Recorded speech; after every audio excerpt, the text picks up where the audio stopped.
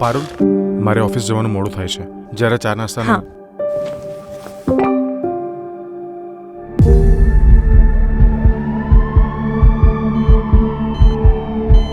રોજ નવી લડાઈ, ક્યારેક જિંદગીની તો ક્યારેક શરીરની.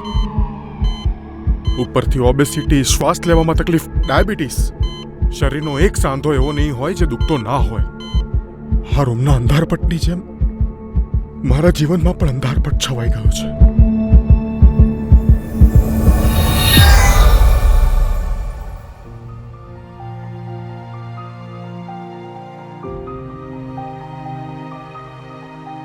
અને અમનને મળ્યો એક નવો પ્રકાશ.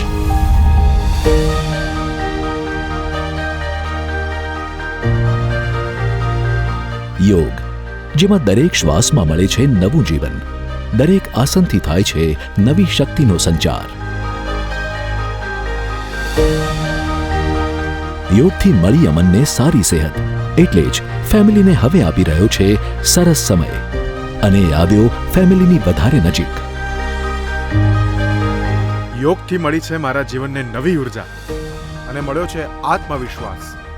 તો તમે પણ જોડાઈ જાઓ આ યોગ યજ્ઞમાં અને બનાવો તમારા જીવનને સુંદર. યોગ માત્ર કસરત જ નથી, જીવનનો નવો સાથી પણ છે. મિત્રો, હવે એકલા નહીં, સાથે મળીને કરીએ યોગ. ગુજરાત રાજ્ય યોગ બોર્ડનો હિસ્સો બની ગુજરાત સરકારના સ્વસ્થ ગુજરાત, મેદસ્વીતા મુક્ત ગુજરાત અભિયાનમાં જોડાઈ અને આંતરરાષ્ટ્રીય યોગ દિવસે સૌ મિત્રો અને પરિવાર સાથે એક યોગમય તંદુરસ્ત જીવનની શરૂઆત કરીએ.